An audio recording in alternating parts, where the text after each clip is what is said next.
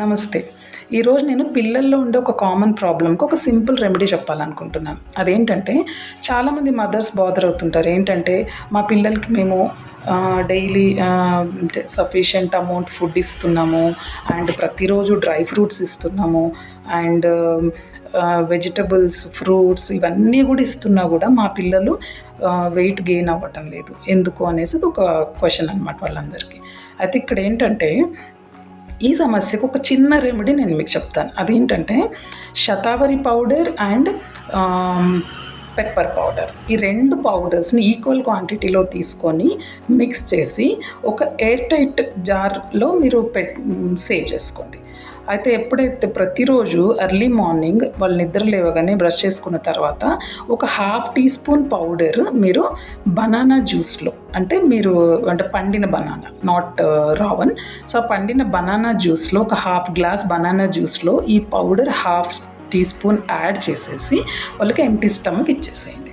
ఇలా రెగ్యులర్గా తీసుకోవడం వల్ల ఏంటంటే అంటే శతావరి అనేది వెయిట్ గెయిన్కి వాళ్ళకి యూజ్ అవుతుంది. దాంట్లో ఉండే పెప్పర్ ఏంటంటే జనరల్గా చిన్నపిల్లల్లో ఏంటంటే కఫం ఎక్కువగా ఉండడం వల్ల వాళ్ళకి అగ్ని తక్కువగా ఉంటుంది, అంటే జాఠరాగ్ని తక్కువగా ఉంటుంది. సో ఈ జాఠరాగ్ని మందగించడం వల్ల కూడా వాళ్ళలో ఆకలి తక్కువగా ఉంటుంది. సో ఈ పెప్పర్ యాడ్ చేయడం వల్ల వాళ్ళకి ఆకలి అనేది కూడా బాగుంటుంది.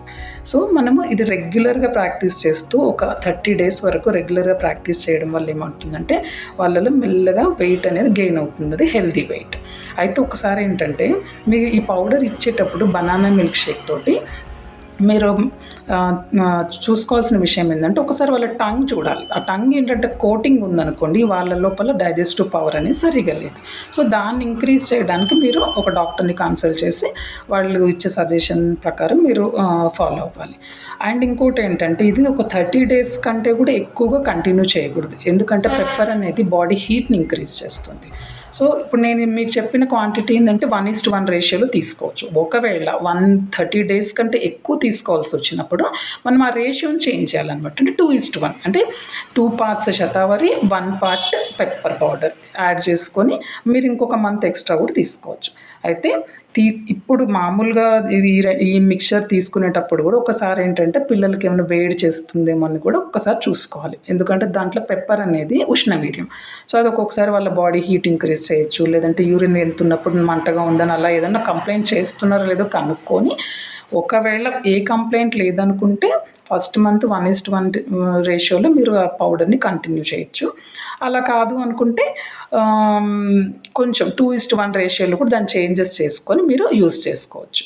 కానీ ఖచ్చితంగా వాళ్ళకి ఏంటంటే డైజెస్టివ్ పవర్ సరిగా ఉందా లేదా అనేది ఒక్కసారి చెక్ చేసుకొని నాలుక అనేది కోటింగ్ ఉందా లేదా కూడా చూసుకుంటే మీకు మీకు ఈ చెప్పిన రెమెడీ తోటి ఏంటంటే పూర్తి బెనిఫిట్స్ మీకు వస్తాయి అన్నమాట.